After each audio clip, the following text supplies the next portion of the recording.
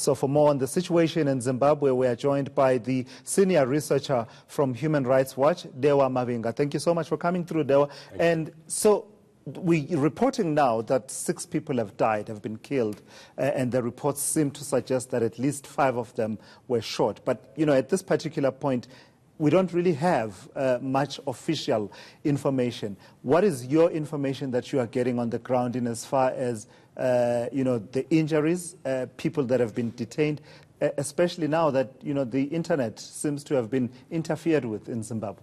Yes, the biggest challenge has been that there has been a complete shutdown of internet and access to social media across Zimbabwe, and this at the directive of the government.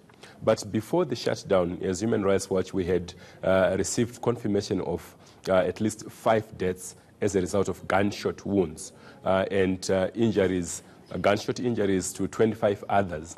Health officials attending from the Zimbabwe Doctors for Human Rights were overwhelmed in terms of trying to respond to assist. But also now, one of the concerns is that the security of these health workers is not guaranteed. So that's a huge concern. And it's difficult now to get any other verifiable information because of the blackout that is there.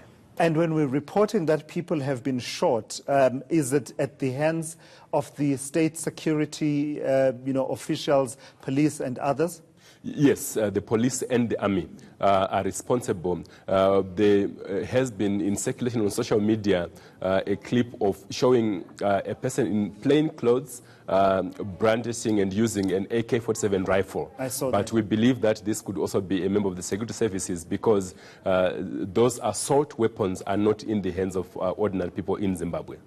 So the State Security Minister, Owen Ncube, I think it is, says that the shutdown of the internet is due to security considerations. What do you think is really the reason behind this shutdown? Well, it is a gross violation of human rights in terms of freedom of expression and access to information. But I believe the perception from the side of the government was that the protests were organized on social media, and it was a way of clamping down. But what it has done is to ensure that there is an even more solid shutdown, because even those that would have wanted to go to work are unable to work because of the internet shutdown. Doctors are unable to respond to give emergency medical services because of the shutdown. So now what we have had over the last 3 days has been basically a complete shutdown. Shops are closed, public schools are closed, public transport is not available. So virtually people are in their homes, and yet there has been raids by the police and soldiers going into people's homes, beating up occupants, accusing them of being the protesters and looters in shops, particularly in high-density suburbs around Harare, Chitungwiza and Bulawayo. And what are you hearing about the issues to do with detentions of people and the conditions under which people will then be arrested under the conditions that you describe? I imagine that in partnership with other organizations, you'd probably be preparing yourselves for a litany of court cases that could come up, or perhaps violations. Absolutely. Hundreds have been arrested and detained in a dragnet operation, so it's indiscriminate. It's not that the police have got reasonable cause of suspicion. So because this has been a dragnet, Minister Owen Ncube of the State Security has said over 200 individuals are in police custody as of the end of day on Monday. The numbers could be much higher now. We have no information, and we know that among those that have been arrested are leaders, including Pastor Ivan Mawarire of the This Flag movement.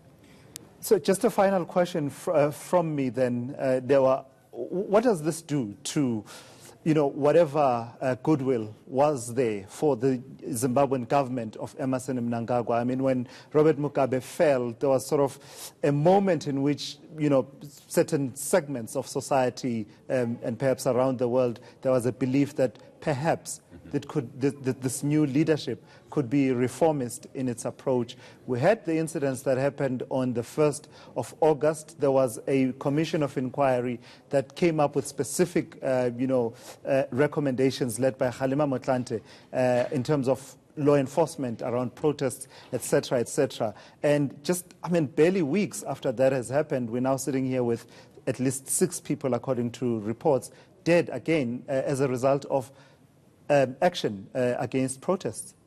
Yes, so the events of the last 3 days in Zimbabwe, that Zimbabwe is burning, completely squanders all goodwill that would have been available. When we warned as Human Rights Watch on the need for reforms, a number of observers said you should give the government a chance to implement its reforms. But what is happening now, completely does away with all the goodwill that was available. It undermines in a huge way the efforts at economic revival or international re-engagement by Emmerson Mnangagwa. So what he is doing in Russia at the moment is completely undermined by the violence and lawlessness that is occurring in Zimbabwe.